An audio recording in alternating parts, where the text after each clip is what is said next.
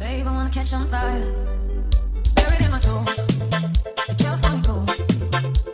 I found a light in me that I couldn't find. So when I hold you feel back, I thought the words. Every time we say goodbye, baby, it hurts. When the sun goes down, the band won't play.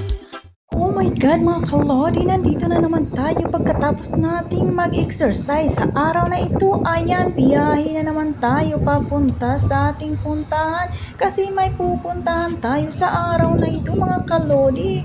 Kumusta naman ang lahat dyan? Sana nasa may magandang kalagayan tayong lahat mga karusi vlog. Ayan.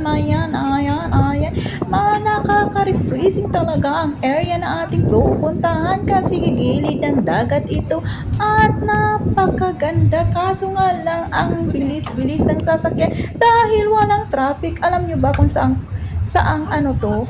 area to ng Jeddah? Ito ang South Cornets ng Jeddah. Makikita nyo yan, wala pang mga tao dyan na nakaabang, wala pang mga tao na nakaupo kasi mainit pa ang oras na ito. Alas 2 pa ito ng hapon. Kaya wala kayong makikita na mga taong nakaupo dyan. Pero pamaya pagkahapon yan, pag mga banda ng alas 5:30, marami nang nakaupo dyan. Ayan, ang mga tao dyan, mapupuno yan, pati mga sasakyan. Ang hirap kaya dumaan dito kasi puno na ng mga sasakyan yan. Sa ngayon, ganyan lang yan kasi mainit pa ang oras eh. Kaya mga karusi vlog, napakaganda ng dito. Ayan, aquarium yan dito sa Jeddah. Malaki ang aquarium dito sa Jeddah. Yan, ang aquarium dito sa Jeddah.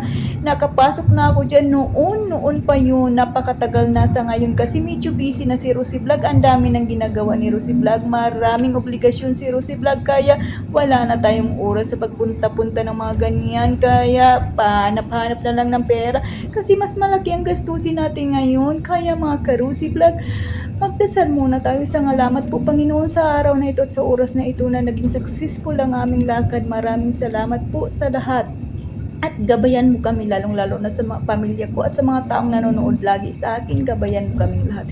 Maraming salamat sa inyong lahat at maraming salamat sa mga taong laging nagsubaybay at nag-comment sa baba. Nagpapasalamat ako. God bless you all at Merry Christmas sa inyong lahat and Happy New Year.